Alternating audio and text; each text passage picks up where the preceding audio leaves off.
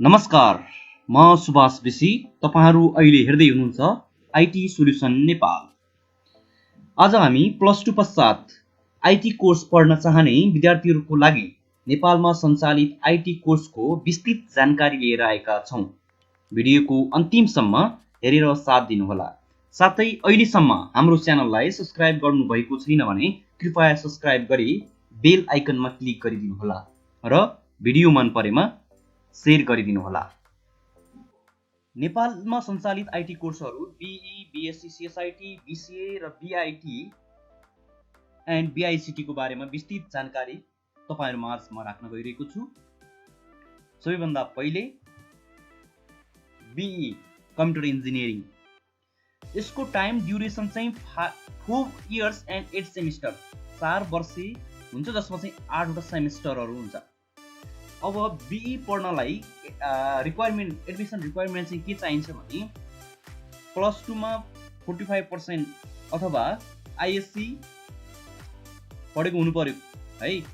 अनि जसमा चाहिँ physical group or biology group with full paper of 200 mark mathematics भयो भने कम्प्युटर इन्जिनियरिङ पढ्न पाइन्छ। त्यस्तै यसको फी चाहिँ कम्प्युटर इन्जिनियरिङ पढ्न चाहिँ 7 to 9 लाख लाग्छ, कस्ट लाग्छ। यसको युनिभर्सिटी चाहिँ पढाइ हुने युनिभर्सिटीमा चाहिँ Tribhuvan university and mid western युनिभर्सिटीमा पढाइ हुन्छ। जस्तो list of college running BE computer in TU भन्ने छ। जस्तो नम्बर 1 मा चाहिँ IOE campus Lalitpur, Thapathali engineering campus Kathmandu, eastern regional campus Dharan, western regional campus Pokhara, Kantipur engineering college Dhapakhel Lalitpur, Kathmandu engineering college Kalimati Kathmandu,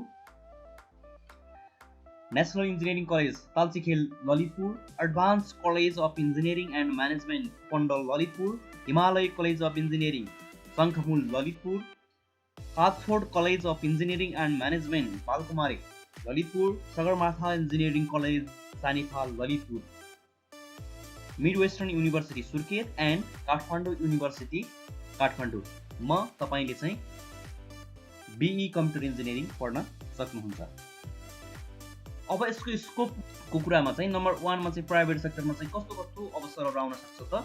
number 1 मा सफ्टवेयर इन्जिनियर, नम्बर 2 मा hardware engineer, system designer, system analyst, network administrator, database administrator, IT trainer, cryptographer, ergonomic programmer designer. Private सेक्टरमा भयो भने government अफिसमा चाहिँ computer engineer, computer officer र IT अफिसरमा चाहिँ तपाईहरुलाई चाहिँ अवसर हुन्छ। नम्बर 2 मा BSc CSIT bachelor of computer science and information technology, यसको टाइम ड्युरेसन चाहिँ 4 इयर्स एन्ड 8 सेमिस्टर नै हुन्छ।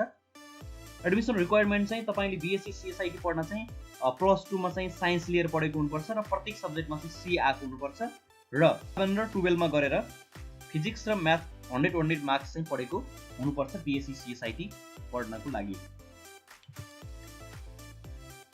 अब रह्यो फी, यसको फी चाहिँ 5 to 7 लाख लाग्छ। अब university TU Tribhuvan university, mid western university, Pokhara university and Kathmandu युनिभर्सिटीमा चाहिँ बीएससी सीएसआईटी पढाइ हुन्छ।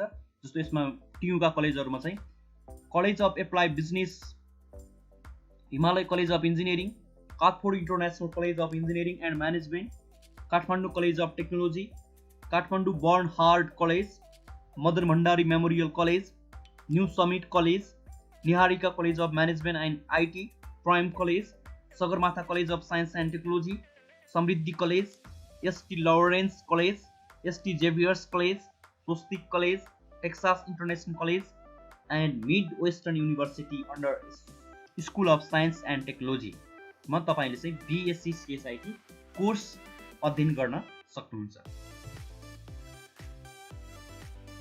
अब यसको स्कोपको कुरा, इन प्राइभेट सेक्टरमा सफ्टवेयर डेभलपर बन्न सक्नुहुन्छ तपाई, network administrator, database administrator, IT manager और officer, system analyst, project manager, document specialist, information system auditor, artificial intelligence specialist, technical writer, information system manager, database operator. In government सेक्टरमा चाहिँ IT officer, computer officer, and computer operator म तपाईहरुले चाहिँ जबको अवसर पाउन सक्नुहुन्छ। Next BCA bachelor in computer application, time duration 4 years and 8 semester, यसको पनि 4 वर्ष र 8 सेमिस्टर नै हुन्छ। एडमिसन रिक्वायरमेन्ट चाहिँ यसमा चाहिँ minimum D+ grade in each subject of grade 11 and 12 with GPA 2.0 or more भनेको छ। तपाईले यो कुरा बुझ्नुहोस् कि BCA पढ्नलाई साइन्स पढेको नभए पनि हुन्छ। BE कम्प्युटर इन्जिनियरिङ र BSc सोसाइटी पढ्नलाई साइन्स पढेको हुनु पर्यो +2 मा। अन्यथा BCA पढ्न तपाईले चाहिँ जुन फ्याकल्टीबाट आए पनि +2 मा सबै सब्जेक्टमा D+ ल्याउनु भएको छ भने पढ्न पाउनुहुन्छ। यसको फी चाहिँ 4 to 6 लाख। युनिभर्सिटी चाहिँ TU, KU and PU college, Divya Gyan college, Times international college, Padmashree international college, Kathford international college of engineering and management, Kantipur city college, the RN school, Rapti engineering college, national infotech college, Govindra multiple college, Janamaitri multiple campus, crimson college of computer technology, NAST national academy of science and technology, site college of information technology and engineering, Birat Kshitiz college, Nepal college of information technology, the time international college, Padmakanya campus, Kantipur college of management and information technology, Texas international college, Mahendra multiple campus Dang, Patan multiple campus, Sahara campus सुर्खेतमा चाहिँ तपाईहरुले BCA पढ्न सक्नुहुन्छ। अब स्कोपको कुरा गर्नुहुन्छ भने system analyst, system manager, project manager, database administrator, system designer and programmer बन्न सक्नुहुन्छ। अनि गभर्नमेन्ट सेक्टरमा चाहिँ computer officer, IT officer, computer operator, assistant computer अपरेटरको चाहिँ अवसरहरू हुन्छ तपाईहरुलाई। Next IT course is BIT bachelor in information technology. Its time duration is 4 years and 8 semester. 4 वर्ष हुन्छ भने 8 सेमिस्टर हुन्छ। एडमिसन रिक्वायरमेन्ट BCA को र यसको सेम छ। अब यसमा चाहिँ तपाईले D+ सबै सब्जेक्टमा +2 मा ल्याउनु भएको छ भने अभियसली तपाईले BIT पढ्न पाउनुहुन्छ। यसको फी चाहिँ 2 to 4 लाख, 2 देखि 4 लाखसम्म लाग्छ। अब युनिभर्सिटी पढाइ हुने ठाउँहरू चाहिँ त्रिभुवन युनिभर्सिटी र Purvanchal university, Birendra multiple campus, Mahendra multiple campus Nepalgunj, Mahendra Morang Adarsh multiple campus, Patan multiple campus, Shri Siddhartha science campus, KIST, Kantipur city college, college of information technology and engineering, RN school of engineering and management, Purvanchal university school of engineering and technology, Padmashree international college, Texas college of management and IT मा तपाईहरुले चाहिँ BIT पढ्न सक्नुहुन्छ।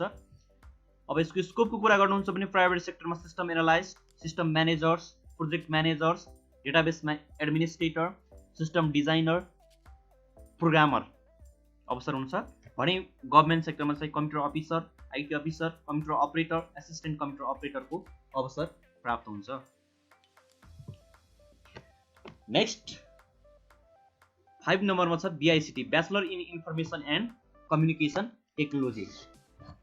यसको time duration पनि 4 वर्ष नै हुन्छ भने 8 सेमिस्टर हुन्छ। एडमिसन रिक्वायरमेन्ट चाहिँ +2 मा जुन फ्याकल्टीबाट आए पनि हुन्छ। तपाईले सबै सब्जेक्टमा चाहिँ D+ ल्याएको हुनु पर्यो।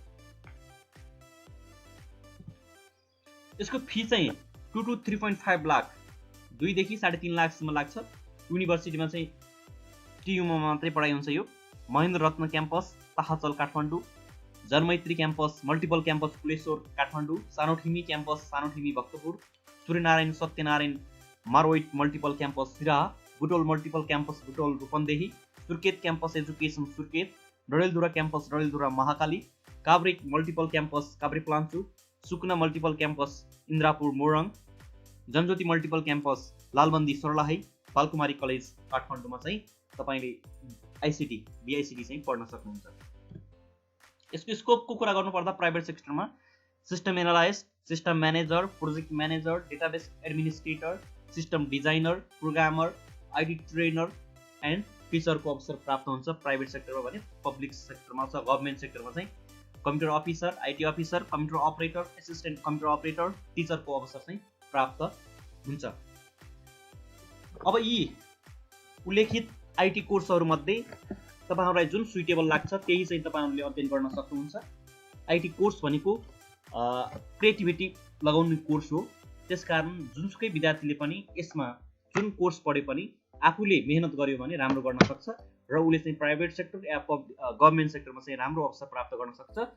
थुप्रै साथै यसको लगायत आफैले प्राइभेट बिजनेस पनि सञ्चालन गर्न सकिन्छ। अन्यथा तपाईँ फरेन कन्ट्रीको लागि ट्राई गरिरहनु भएको छ भने आइटी कोर्स पढेर फरेन कन्ट्रीमा पनि राम्रो अवसर रहेको छ।